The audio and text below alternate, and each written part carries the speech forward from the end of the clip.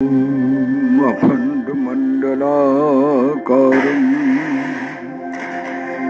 व्याप्तं येन चराचरं तत्पदं दर्शितं येन तस्मै श्रीगुरवे नमः। वन्देऽहं श्रीगुरुर्श्रीयुतपदकमलं श्रीगुरुन् वैष्णवांश्च श्रीरूपं सागरजातं सहगण रघुनाथान्वितं तं सजीवं सद्वैतं सावधूतं परिजनसहितं कृष्णचैतन्यदेवं राधा कृष्णपादं सहगण ललितं श्रीविशाखान्वितांश्च वंशकल्पतरुभ्यश्च कृपासिन्धुभ्येव च पतितानं पावनेभ्यो वैष्णवेभ्यो नमो नमः।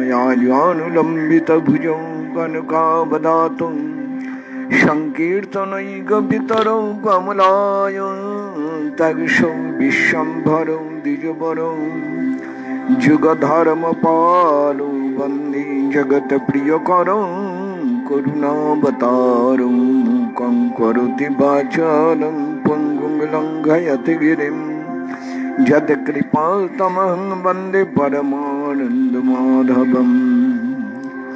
नमो ब्रह्मण्यदेवाय गो ब्रह्मणहिताय च जगद्धिताय कृष्णाय गोविन्दाय नमो नमः। हे कृष्ण करुणा सिन्धु दीनबन्धु जगत्पते गोपेश गोपिका कान्त राधा कान्त नमस्तुते। आनंद लीलामय विग्रहाय हेमावती वक्षवि सुंदराय तस्मै महाप्रेम रस प्रदाय श्री चैतन्य चंद्राय नमो नमस्ते। निताय गौर हरि बोल निताय गौर हरि बोल निताय गौर हरि हरि बोल। अथ श्री श्री कृष्ण दास कविराज गोस्वामी पाद विरचित श्री श्री चैतन्य चरितामृत पंचम परिच्छेद ग्रंथकारेणोक्तम पद्भ्यां चलञ्च प्रतिमा स्वरूप ब्रह्मण्य देव हि सता अगम्यं देशं जजौ विप्रकृते अद्भुते अहं तं साक्षी गोपालमहं नतोऽस्मि।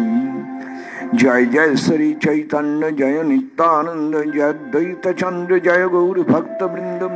चलिते चलिते आशिला जाजपुर ग्राम बराह ठाकुर देखी करिला प्रणाम नृत्य गीत कइल प्रेम बहुत स्तवन सेई रात्रि ताहार ही करिला आगमन।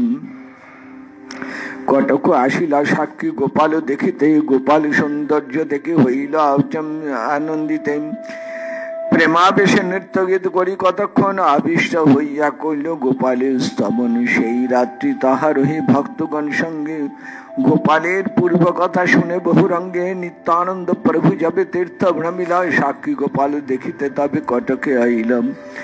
सेई कथा प्रभु आगे कहे निज मुखे साक्षी गोपालेर कथा शुनी लोक मुखे। पूर्वे विद्यानगरेर द्वैत ब्राह्मण तीर्थ करिबारे दोहे करिला गमन। गया वाराणसी प्रयाग आगे तो करिया मथुराते आइल दोहे आनंदित हইয়া। वनयात्राय वन देखी देखे गोवर्धन द्वादश वन देखी आइला वृंदावन। वृंदावने गोविंद स्थाने महादेवालय সেই मंदिरे गोपालेर महासेवा হয়। केशी तीर्थ कालिय राधादे करी स्नान गोपाल देखिया ताहा करिल विश्राम। गोपालेर सौंदर्य दोहार मन हरिल सुख पाइया ताहा दिन दुई चारि।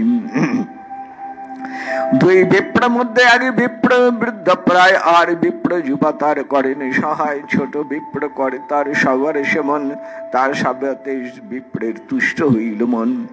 বিপ্র কহে তুমি আমার বহু সেবা কইলাম সহায় হইয়া মোরা তীর্থ করাইলা। পুত্র হও পিতা রইছে না করে সমান তোমার প্রসাদে আমি না পাইল শ্রম। कृतज्ञता হয় তোমারে না কইলে সম্মান অতএব তোমারে আমি দিব কন্যাদান। ছোট বিপ্র কয় শুনো বিপ্র মহাশয় অসম্ভব কেন কে কন্যা হয়। মহাকুলীন তুমি বিদ্যা ধনাদি প্রবীণ আমি অকুলীন বিদ্যা ধনাদিবিহীন কন্যাদান পাত্র আমি না হই তোমার। কৃষ্ণ প্রীতে করি তোমার সেবা ব্যবহার। ব্রাহ্মণের সেবাতে কৃষ্ণের সন্তোষ বড় হয়, তার সন্তোষে ভক্তি সম্পদ বড় হয়। বড় বিপ্র কহে তুমি না করো সংশয়, তোমাকে কন্যা দিব আমি নাই কো সংশয়। ছোট পুত্র কহে, ছোট বিপ্র কহে তোমার স্ত্রী পুত্র সব, বহু জ্ঞাতি গোষ্ঠী তোমার বহুত বান্ধব, তা সবার মত বিনু নহে কন্যাদান। রুক্মিণীর পিতা ভীষ্মক তাহাতে প্রমাণ, ভীষ্মকের ইচ্ছা কৃষ্ণে কন্যা সমর্পিতেই, পুত্রের বিরুদ্ধে কন্যা নারী লেগে দিতে। বড় বিপ্র কহে কন্যা আমার নিজ ধন, নিজ ধনে দিতে নিষেধ বিধে কোন জন। তোমার কন্যা দিব সভা করিতে কারে সংশয়, না করো তুমি করো অঙ্গীকার। গোপালের আগে বিপ্র কহিতে লাগিল, তুমি জানো ইহারে আমি নিজ কন্যা দিলুম। ছোট বিপ্র কহে ঠাকুর তুমি আমার সাক্ষী, তোমার সাক্ষী যদি অন্য মতো দেখি। এই মতো দুইজন চলিল দেশেতে, গুরু বুদ্ধে ছোট বিপ্র বহু সেবা করে। দোহে আসি গেলা দেশে নিজ নিজ ঘর, কতদিন বড় বিপ্র চিন্তিত অন্তর। তীর্থ বাক্য বেনু কেমন সত্য হয়, স্ত্রী পুত্র জ্ঞাতি বন্ধু জানিবে নিশ্চয়। এতদিন লোক সব নিজ একত্র করিয়া, তার সবার আগে সব বৃত্তান্ত কহিয়াম। সব গোষ্ঠী তারে করে হাহাকার, ওইছে কথা তুমি না কইও আর। নিচে কন্যা দিলে কুল্ল যাইবে না, শুনিয়া লোক সবে করি উপবাস। বিপ্র কহে তীর্থ বাক্য কেমনে আনিব, সে যে হোক আমি কন্যা দান দিব। যদা লোক সবে বিপ্র কহে সাক্ষী বলাই করবে না, যদি কন্যা নিবে মোর ধর্ম তাই। পুত্র কহে প্রতিমা সাক্ষী সেহ দূর দেশে, কে তোমার সাক্ষী দিবে চিন্তা করো কিসে। নাহি কহি কহিও এ মিথ্যা বচন, সবে কহিও মোর কিছু নাই কুশরণ। তুমি যদি কহ আমি কিছুই না জানি, তবে আমি নাই করি ব্রাহ্মণের যিনি। এত চিন্তে বিপ্র চিন্তিত হইল মন, একান্ত চিন্তা বিপ্র গোপাল চরণ। মোর ধর্ম রক্ষা পায় না মনে নিজ জন, তুই রক্ষা করো গোপাল তোমার শরণ। এই মতো চিত্তে বিপ্র চিন্তিতে লাগিল, আর দিন লঘু বিপ্র তার ঘরে আইল। তুমি মোরে কন্যা দিতে করিয়াছ অঙ্গীকার, এবে কিছু নাই করে কি তোমার বিচার। শুনি বড় বিপ্র তবে মন তার পুত্র মারিতে আইল, হাতে ঠাঙ্গা করি আরে অধম মোর ভগ্নি। চাও বিবাদে বামন হইয়া চাও যেন চাঁদ ধরিতে। তবে সেই লঘু বিপ্রের বলাইয়া, তবে সেই লঘু বিপ্র কহিতে লাগিলা, এবে মোরে কন্যা দিতে করিয়াছ অঙ্গীকার, এবে কন্যা না দেন পুছো কি আর বিচার। তবে সেই বিপ্রেতে পুছিল সার্বজন, কন্যা কেন না দেও যদি দিয়াছ বচন। বিপ্র কহে শুনো লোক মোর নিবেদন, কবি কি বলিয়াছি কিছু নাহি কোশরণ। এত শুনি তার পুত্র বাক্য ছল পাইয়া, প্রগল্ভ আসিয়া কহে সম্মুখে। তীর্থযাত্রা পিতার সঙ্গে ছিল বহু ধন, ধন দেখে এই দুষ্টের নিত হইল মন। সঙ্গে আর কেহ নাই এই সব একল, ধুতুরা খাইয়া পিতাকে করিল পাগল। সব ধন লইয়া কহে চোরে নিল ধন, কন্যা দিতে উঠাইল বচন। তুমি সব লোক সহ করিয়া বিচার, মোর পিতার কন্যা যোগ্য ইহাকে দিবান। এত শুনি লোকের মনে হইল সংশয়, সম্ভাবে ধন লোকে লোকে ছাড়ে ধর্ম ভয়। তবে ছোট বিপ্র কয় শুনে সর্বজন, ন্যায় যিনি বারে কয়ে অসত্য বচন। এই বিপ্র মোরে সেবায় সন্তুষ্ট হইয়া, তোমারে আমি কন্যা দিব আপনে কহিলাম। এই বিপ্র মনে বড়ে বারবার মোরে কন্যা দিল, তুমি করো অঙ্গীকার। কন্যা দিতে তবে আমি এই কহিনু এই দৃঢ় তোমার মন, গোপালের আগে কহ সুদৃঢ় বচন। তবে ইহা গোপালের আগে তো কহিল, তুমি জানো এই বিপ্রে কন্যা আমি দিব। যদি এই বিপ্র মোরে না দেয় কন্যাদান, সাক্ষী বলাইব তোমার হইয়া সাবধান। এই যাতে সাক্ষী মোর আছে মহাজন, তার বাক্য সত্য করি মানে ত্রিভুবন। তবে বড় বিপ্র বলে এই সত্য কথা, গোপাল যদি সাক্ষী দেন আপনে আসিতা, তবে তোমায় কন্যা দিব জানিহ নিশ্চয়। তার পুত্র কয়ে ভালো এই সত্য হয়। বড় বিপ্রের মনে কৃষ্ণ সহজ দয়ামন, অবশ্য মোর বাক্য দেহ করিবে পয়ন। পুত্রের মনে প্রতিমা আসিব সাক্ষী দিতে, এই বাক্য দুইজন হইলা সম্মতি। তবে সেই ছোট বিপ্র পুনঃ আইল বৃন্দাবন, দণ্ডবধ করি কহে সব বিবরণ। ব্রহ্মণ্য দেব তুমি বড় দয়াময়, দুই বিপ্রের ধর্ম রাখো হইয়া সদয়। কন্যা পাব মোর মনে নাহি এই সুখ, ব্রাহ্মণের প্রতিজ্ঞা যায় এই মোর দুঃখ। এত জানি সাক্ষী তুমি দেহ দয়াময়, জানি সাক্ষী না দেয় যেই তার পাপ হয়।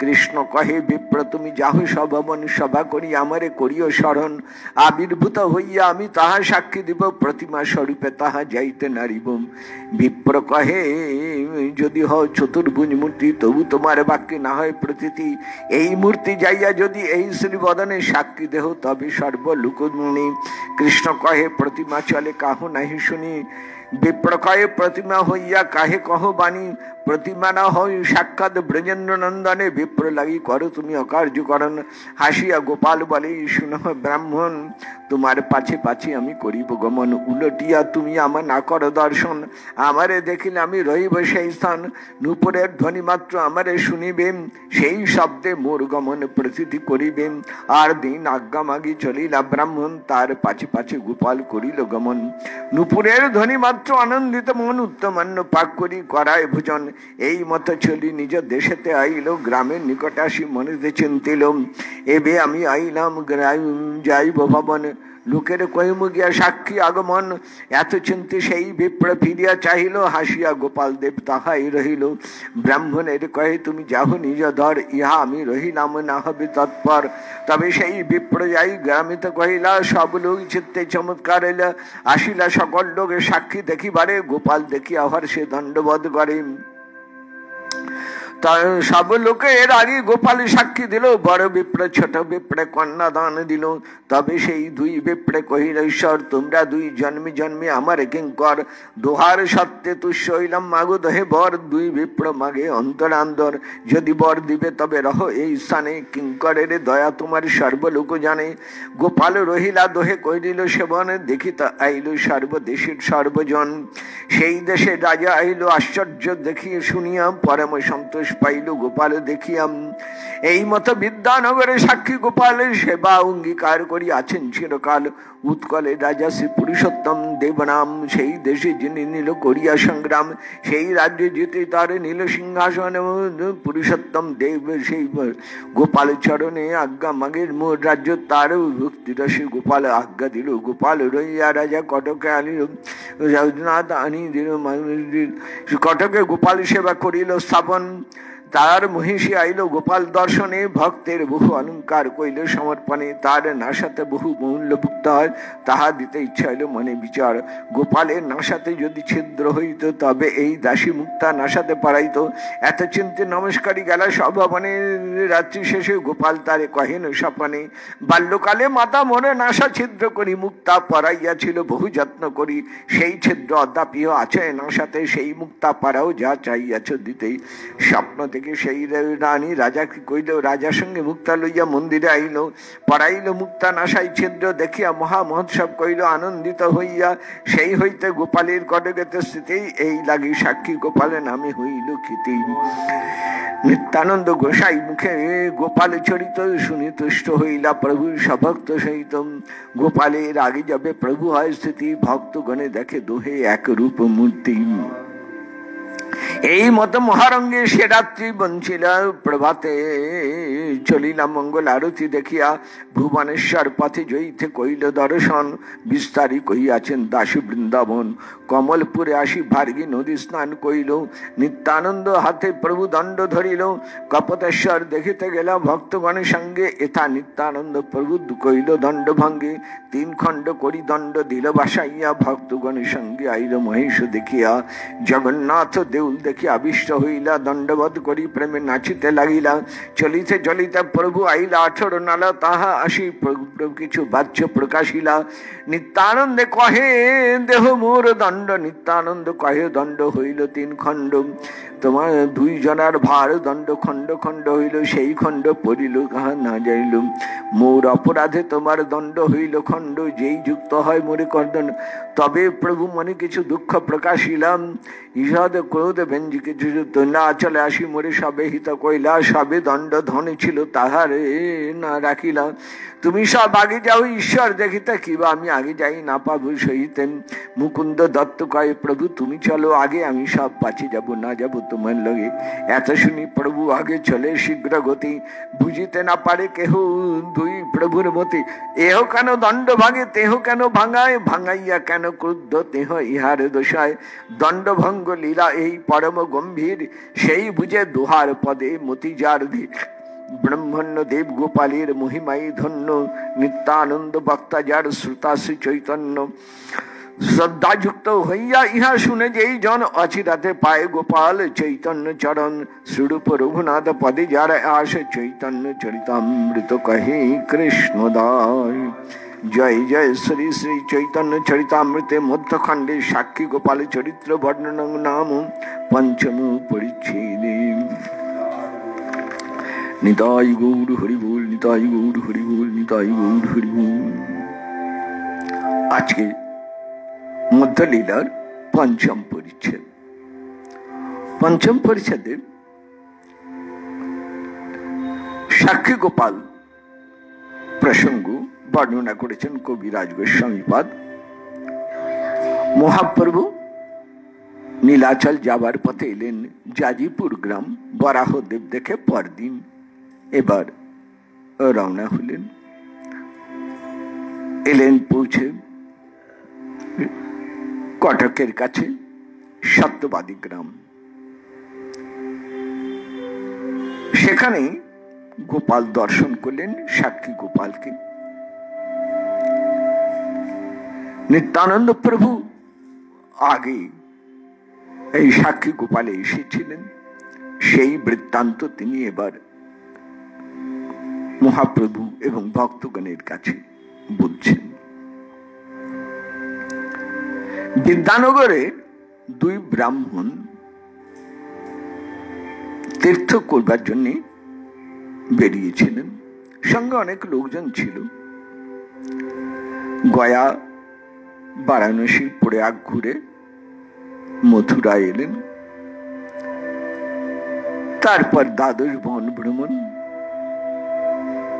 বৃন্দাবনে এসে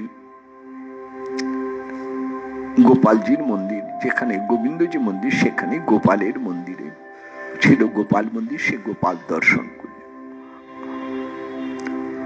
গোপালের দর্শনে দুজনে স্থির করলেন কয়েকদিন এখানে থাকবেন। দুই ব্রাহ্মণ, একজন বয়স্ক বৃদ্ধ আর একজন নবীন যুবক, বড় বিপ্র আর ছোট বিপ্র। ছোট বিপ্র বড় বিপ্রের খুব সেবা করতে লাগলেন, তাকে সব ঘুরিয়ে ঘুরিয়ে দর্শন করালেন। তার সেবাতে বড় বিপ্র খুব সন্তুষ্ট হয়ে বলছেন, তুমি আমাকে এইভাবে সেবা করলে, ঘুরিয়ে ঘুরিয়ে সব দেখালে, নিজের ছেলেও এরকম আমায় করতো না। তোমার সেবা নিয়েছি, এবার তোমাকে যদি আমি কিছু না দেই তাহলে সেটা হয়ে যায় কৃতজ্ঞতা।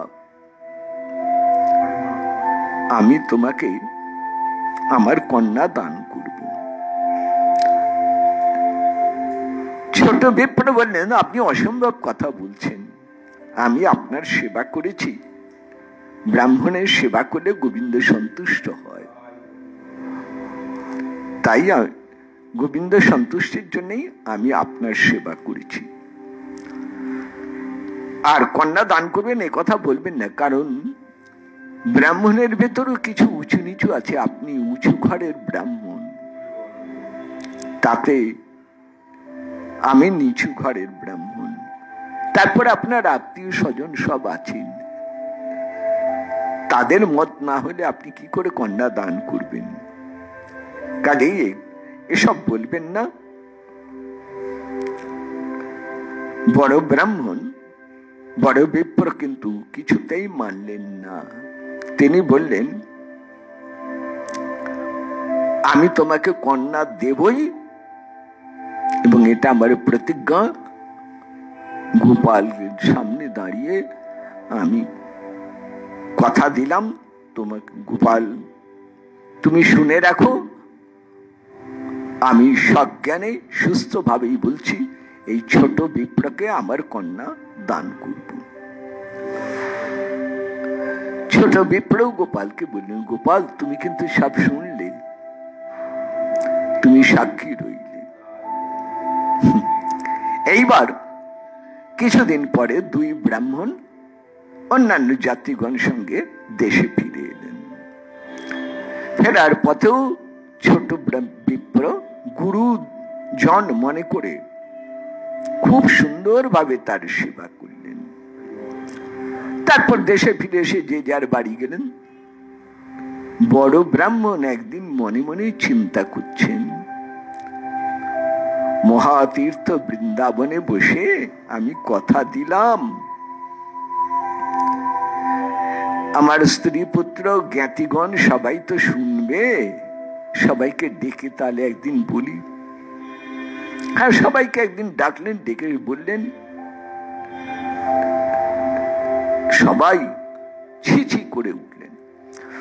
ও নিচু ব্রাহ্মণ, ওকে কন্যা দান করলে জাতিকুল সব নাশ হয়ে যাবে, সবাই উপহাস করবে। বড় বিপ্র বলছেন, কিন্তু আমি যে তীর্থে কথা দিয়ে এসেছি।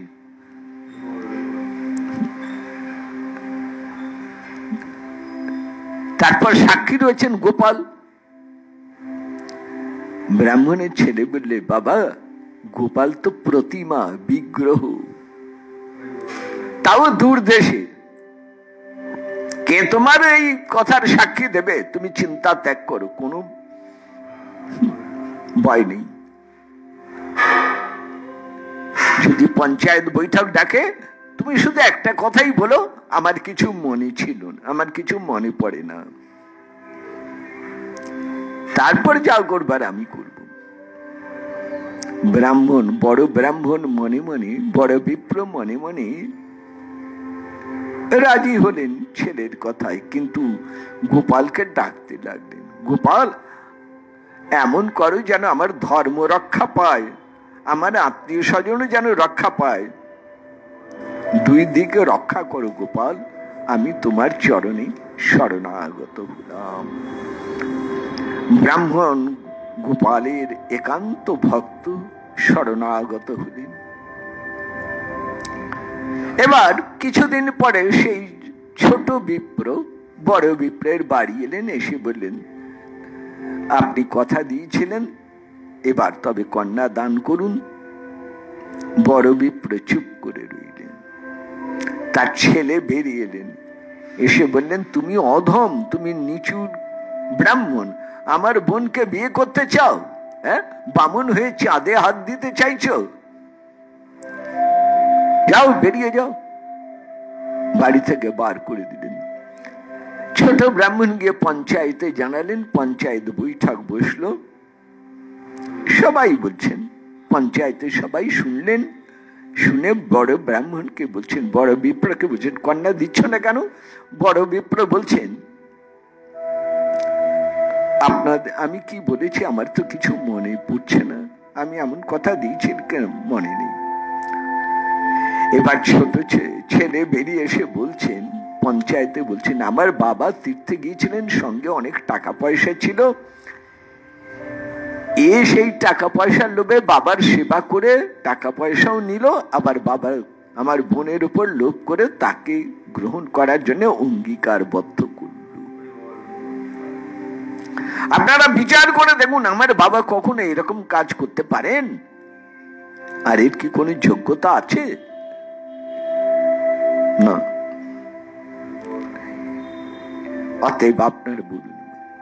ছোট বিপ্র বলছেন, দেখুন, পঞ্চায়েতে বললেন, দেখুন আপনারা সবাই বুঝে দেখুন, আমি কিন্তু কোনো অন্যায় করিনি, আমি কন্যারও লোভ করি না, আর আমি একটা পয়সাও এই ব্রাহ্মণের আমি গ্রহণ করিনি। আমি নিতে চাইনি, তিনি জোর করে দিতে চাইলেন, গোপালকে সাক্ষী রেখে।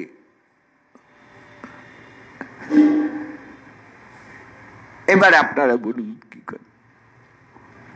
পঞ্চায়েত বললে, তাহলে এবার সাক্ষীকে ডাকতে হয়। ঠিক আছে। ছোট ব্রাহ্মণ বললেন, আমি সাক্ষী উপস্থিত করব।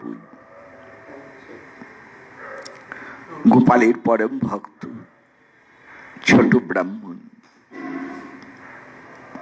বৃন্দাবনে আবার গেলেন। গোপালের মন্দিরে পঞ্চায়েত বৈঠকে বড় বিপ্র বলেছিলেন, গোপাল যদি সাক্ষী দেয় তবে আমি নিশ্চয় কন্যা দান করব। তার ছেলেও বলে, হ্যাঁ ঠিক আছে, নিয়ে এসো, গোপাল এসে যদি সাক্ষী দেয় তখন দেখা যাবে। বড় বিপ্র মনে মনে ভাবছেন, কৃষ্ণ বড় দয়াময়।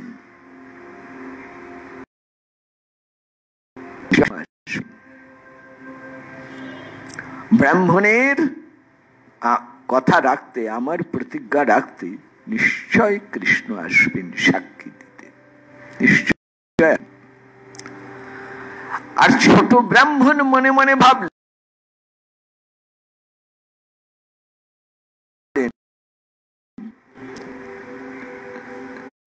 তিনি তো বিগ্রহ নন, তিনি তো সাক্ষাৎ। শুনেছেন যখন, নিশ্চয় তিনি আসবেন, এই বিশ্বাস নিয়ে বৃন্দাবনে যাচ্ছেন। আর ব্রাহ্মণের ছেলে মনে মনে ধরে রেখেছেন, এ তো বিগ্রহ, সাক্ষাৎ তো নয়, এ তো বিগ্রহ। বিগ্রহ কি আর সাক্ষী দিতে আসবে? অতএব কোনো চিন্তাই নেই। ছোট বিপ্র এবার বৃন্দাবনে রওনা হলেন। বৃন্দাবনে এসে গোপাল মন্দিরে গোপালজিকে প্রণাম করে বললেন, তুমি ব্রহ্মণ্য দেব, তুমি বড় দয়াময়, তুমি ব্রাহ্মণ প্রিয়, গো ব্রাহ্মণ হিতায়। আজ আমরা দুই ব্রাহ্মণ সংকটে পড়েছি। বড় বিপ্রের সত্য রক্ষা আর আমার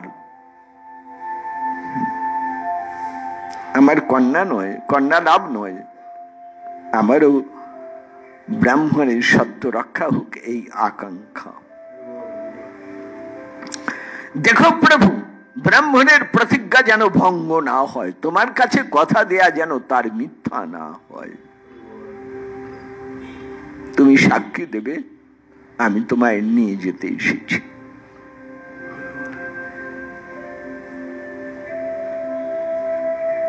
রাত্রে দেখছেন গোপাল তাকে স্বপ্নে বলছেন, ব্রাহ্মণ দেশে ফিরে যাও, পঞ্চায়েত বৈঠক ডাকো, আমি সেখানে আবির্ভূত হয়ে সাক্ষী দেব। প্রতিমা স্বরূপ আমি যাই কি করে? প্রতিমা কি চলে? প্রতিমা চলে না, আমি সাক্ষী দিতে, আবির্ভূত হয়ে সাক্ষী দিতে পারি। কিন্তু ছোট ব্রাহ্মণ মনে মনে ধরে রেখেছেন, আমি গোপালকে সাক্ষাতে নিয়ে যাব। তাই তিনি বললেন, তুমি প্রতিমা, কিন্তু আমি তো তা মনে করিনি, আমি তো তোমায় বিগ্রহ মনে করিনি, আমি তো তোমাকে সাক্ষাৎ বলেই জানি। এইটাই মনে রাখুন, বিগ্রহ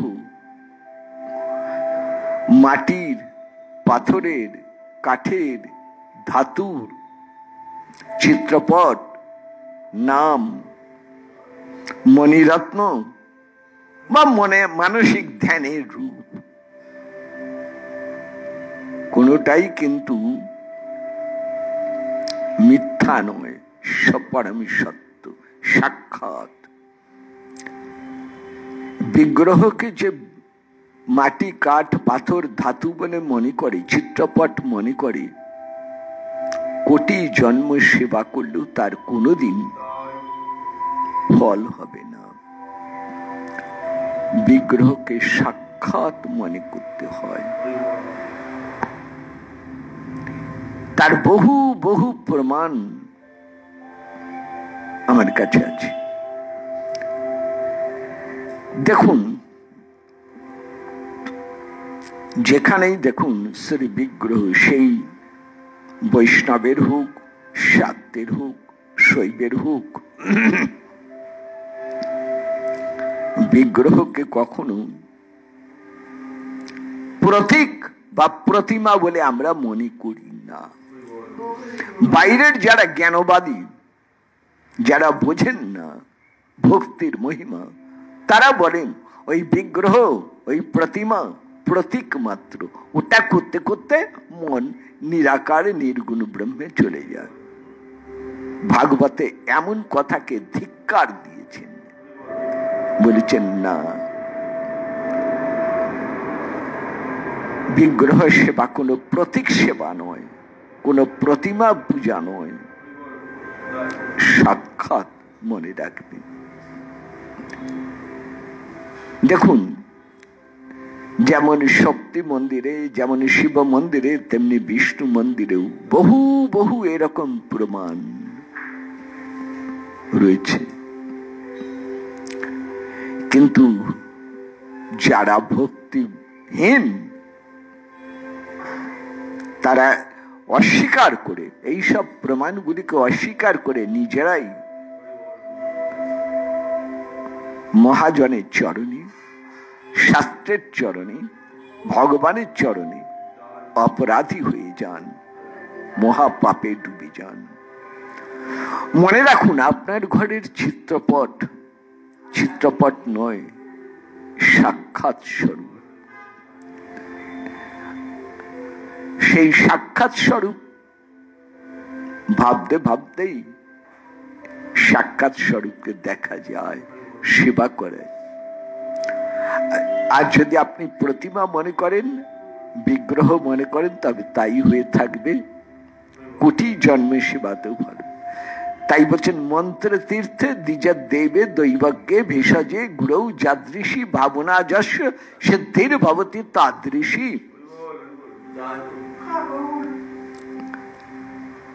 মা ভবতারিণী সাক্ষাৎ শ্রীরামকৃষ্ণ দেব রাসমণিকে দেখালেন, নরেন্দ্রনাথকে দেখালেন, আরো বহুজনকে তিনি দেখালেন সাক্ষাৎ। তারাপীঠের মা তারা সাক্ষাৎ, বামদেব দেখলেন, দেখালেন বহুজনকে। শ্রী জগন্নাথ দেব সাক্ষাৎ, তার বহু বহু লীলা। আমাদের ধামেশ্বর মহাপ্রভু সাক্ষাৎ, আমাদের এক চক্রা নিতাই চাঁদ সাক্ষাৎ, তারকেশ্বরে মহাদেব সাক্ষাৎ, শ্রীখণ্ডের গোপালজি সাক্ষাৎ, অগ্রদ্বীপের গোপীনাথ সাক্ষাৎ, এরকম বহু বহু বহু। বৃন্দাবনে গোবিন্দ গোপীনাথ মদন মোহন বাকে বিহারী শ্রী রাধারমন শ্যামী সুন্দর, যাই বলুন, সাক্ষাৎ স্বরূপ। অতএব বিগ্রহকে কখনো প্রতীক বা প্রতিমা বলা যায় না। এটা সম্পূর্ণ একটা ভুল ধারণা। যদি বলেন শাস্ত্রে কোথাও এরকম প্রতীকের উল্লেখ আছে, হ্যাঁ আছে, সেটা যারা ভক্তিহীন তাদের জন্য বোঝাবার, তাদের জন্য বলা হয়েছে, তাদের ভক্তি পথে আনার জন্যই বলা হয়েছে। কিন্তু মনে রাখুন, যখন ইষ্ট দেবতাতে প্রকৃত ভক্তি সমর্পিত হয়, তখন সেই মাটি, কাঠ, পাথর, ধাতু যাই বলেন, তিনি সেই স্বরূপে সাক্ষাৎ প্রকাশন দেখা দেন। এখানে দেখুন, গোপাল বলছেন, ছল তুলেছেন, আমি প্রতিমা, আমি কি করে হাঁটবো? ছোট ব্রাহ্মণ বললেন, প্রতিমা হয়ে কথা বলছে কেন তাহলে? প্রতিমা হইয়া কথা বলছে? আমার কাছে তো তুমি প্রতিমা নও, আমার কাছে তো তুমি সাক্ষাৎ ব্রজেন্দ্র নন্দন। ব্রাহ্মণের মান রাখো, যা অসম্ভব সেটাকেই সম্ভব করে দাও দয়াময়। আর তা যদি না হয় তোমার এই সামনেতেই আমি দেহত্যাগ করি। গোপাল বললেন কোনো চিন্তা নেই, ঠিক আছে আমি যাব, তোমাদের ভক্তিতে আমি যাব। কিভাবে যাব? তুমি আগে আগে যাবে, তোমার পিছনে পিছনে আমি যাব। তুমি আমার চরণের নূপুর ধ্বনি শুনবে, আর রোজ পথে যেতে যাই পাও তাই দিয়ে আমায় ভোগ দেবে। আমি পিছনে পিছনে চললাম। নূপুরের ধ্বনি শুনে ব্রাহ্মণ চলতে লাগলেন, পিছনে পিছনে গোপাল। এইভাবে চলতে চলতে ক্রমে নিজের দেশে পৌঁছলেন। 10-20টা গ্রামের লোক ছুটে এলেন, সবাই গোপাল এসেছেন বৃন্দাবন থেকে। গ্রামের বটগাছ তলায় এসে ফিরে তাকালেন, গোপাল হেসে সেখানেই রয়ে গেলেন। ব্রাহ্মণকে বললেন তুমি নিজের ঘরে যাও, আমি এখানে রইলাম। আমার কথা দেয়া ছিল যেখানে তুমি পিছনে তাকাবে সেখান থেকে আমি আর যাব না।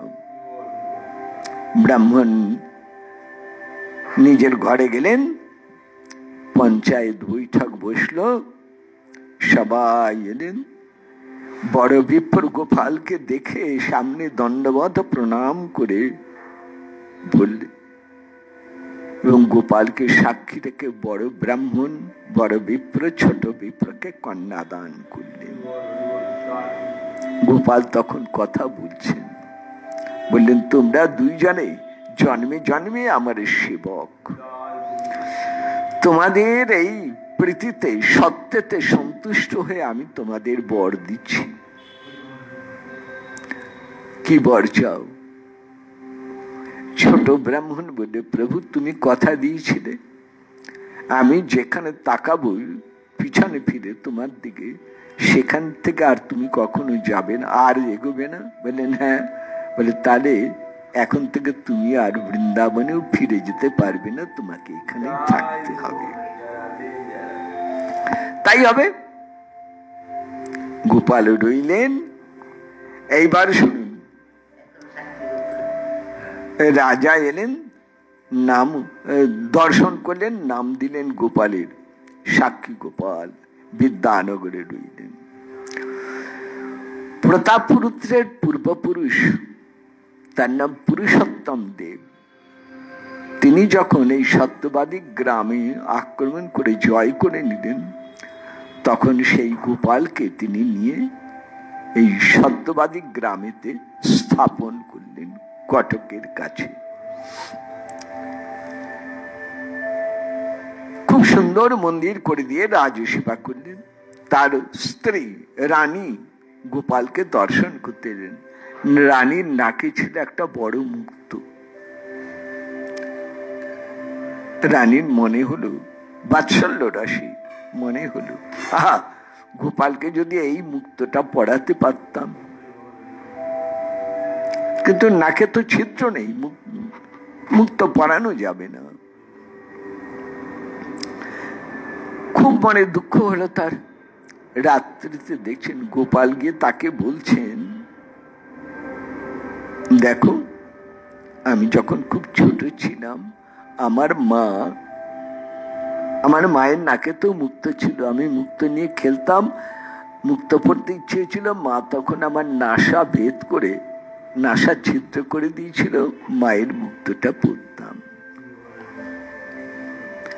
এই জন্য গোপালের ধ্যান মন্ত্রে আছে, আহা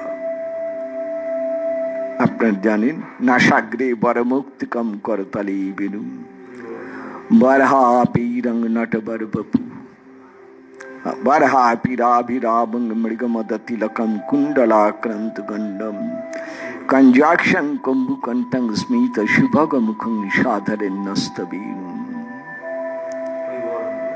গোপালের ধ্যান মন্ত্রে বলছেন, কস্তুরী তিলকং ললাট পটলি বক্ষস্থলে কৌস্তুভম নাসাগ্রে বরমুক্তিকম করতলে বেনুম করেছ কঙ্কনম সর্বাঙ্গে হরিচন্দনং সুললিতম কণ্ঠে চ মুক্তাবলীম গোপস্ত্রী পরিবেষ্টিত বিজয়তে গোপাল চূড়ামণি কস্তুরী তিলকং ললাট পটলে বক্ষস্থলে কৌস্তুভম নাকের মাঝখানে এই মুক্ত নাসাগ্রে শ্রেষ্ঠ মুক্ত মুক্তিক বরণম সাক্ষী গোপালে সেই রাত্রি রইলেন নিত্য কীর্তনে ভোরবেলা মঙ্গল আরতি দেখে রওনা হলেন এবার ভার্গী নদীতে স্নান করলেন কমলপুরে শিব